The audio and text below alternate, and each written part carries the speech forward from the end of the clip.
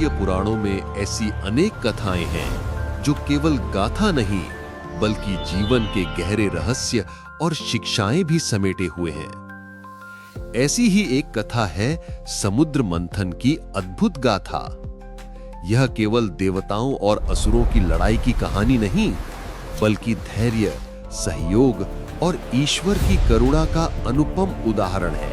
बहुत समय पहले देवताओं और असुरों के बीच निरंतर युद्ध हो रहा था। असुर बार-बार विजयी हो रहे थे। देवता दुर्बल और निराश हो चुके थे। इंद्र, वरुण, अग्नि, यम सभी देवगण मिलकर क्षीर सागर में भगवान विष्णु के पास पहुंचे। इंद्र ने कहा, हे श्रीहरि, असुर दिन ब दिन प्रबल हो रहे हैं। हमारी शक्ति क्षीण हो गई है। यदि आप कुछ नहीं करेंगे तो त्रिलोक असुरों के अधीन हो जाएगा। भगवान विष्णु ने उन्हें धैर्य दिया और बोले, हे देवताओं, अमृत ही तुम्हें पुनः शक्ति देगा, परंतु उसके लिए आवश्यक है समुद्र मंथन। इस कार्य में तुम्हें असुरों की भी सहायता लेनी होगी। देवता असुरों के पास गए और समुद्र मंथन का प्रस्ताव रखा। असुर भी अमृतत्व चाहते थे, इसलिए वे सहमत हो गए। लेकिन दोनों के मन में अलग अलग भाव थे। देवताओं के मन में श्रद्धा और विश्वास, असुरों के मन में लालच और अहंकार। मंथन के लिए पर्वत मंदराचल को मंथन दंड बनाया गया, लेकिन पर्वत का भार इतना था कि देवता असुर उसे उठा ही नहीं पाए। तभी भगवान विष्णु ने अपनी शक्ति से गरुड़ को बुलाया और पर्वत को समुद्र तक पहुंचा दिया। रस्सी के लिए चुना गया सर्पराज वासुकी। असुर बोले, हम वासुकी का मुख पकड़ेंगे। देवता पूंछ पकड़ने को तैयार हो गए। जैसे ही मंथन शुरू हुआ, समुद्र गर्जना करने लगा। लहरें ऊंची उठीं, आकाश में बिजली चमकी। देवता और असुर पूरी शक्ति से वासुकी को खींचने लगे। पहले प्रकट हुई कामधेनु, दिव्य गाय, फिर ऐरावत हाथी, उच्चैश्रवा घोड़ा, कौस्तुभ मणि और कल्पवृक्ष। देवता इन्हें प्राप्त कर प्रसन्न हुए। अचानक समुद्र से भयंकर विष प्रकट हुआ, हालाहल। उसकी ज्वाला से आकाश काला पड़ गया। तीनों लोग कांप उठे। देवता और असुर भयभीत होकर इधर-उधर भागे। विष की धारा से सारा संसार विनाश के कगार पर आ गया।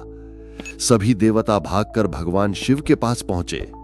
देवताओं ने विनती की, हे महादेव, यदि आप इस विष को नहीं रोकेंगे तो सारा ब्रह्मांड नष्ट हो जाएगा।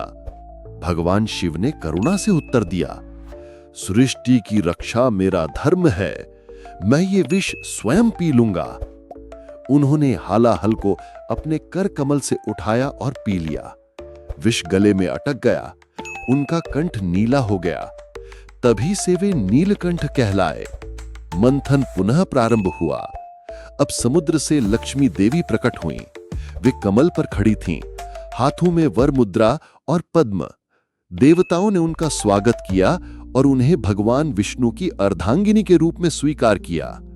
फिर चंद्रमा भी प्रकट हुए। शिव ने चंद्रमा को अपने मस्तक पर धारण किया। अंततः समुद्र से धन्वंतरी भगवान प्रकट हुए, हाथ में अमृत कलश लिए। अमृत देखते ही असुर लालच से दौड़ पड़े। देवता भयभीत हो गए। तभी भगवान विष्णु ने मोहिनी रूप धारण किया, एक अद्भुत दिव्य स्त्री जिसका सौंदर्य असुरों को मोहित कर गया। मोहिनी बोली, अमृत मैं बांटूंगी, पर सब अनुशासन से बैठें। असुर सहमत हो गए। मोहिनी ने चतुराई से अमृत केवल देवताओं को पिला दिया। एक असुर राहु देवता का वेश बनाकर अमृत पीने बैठ गया, लेकिन सूर्य और चंद्रमा ने उसे पहचान लिया। उन्होंने मोहिनी को संकेत दिया। तुरंत भगवान विष्णु ने सुदर्शन चक्र से राहु का मस्तक अलग कर दिया। राहु का सिर अमर हो गया। तभी से वह सूर्य और चंद्रमा को ग्रस कर ग्रहण लगाता है। समुद्र मंथन हमें यह सिखाता है कि जैसे भगवान शिव ने विष पीकर त्रिलोक की रक्षा की, वैसे ही जब हम दूसरों की भलाई के लिए त्याग करते हैं, तभी संसार में संतुलन बना रहता है।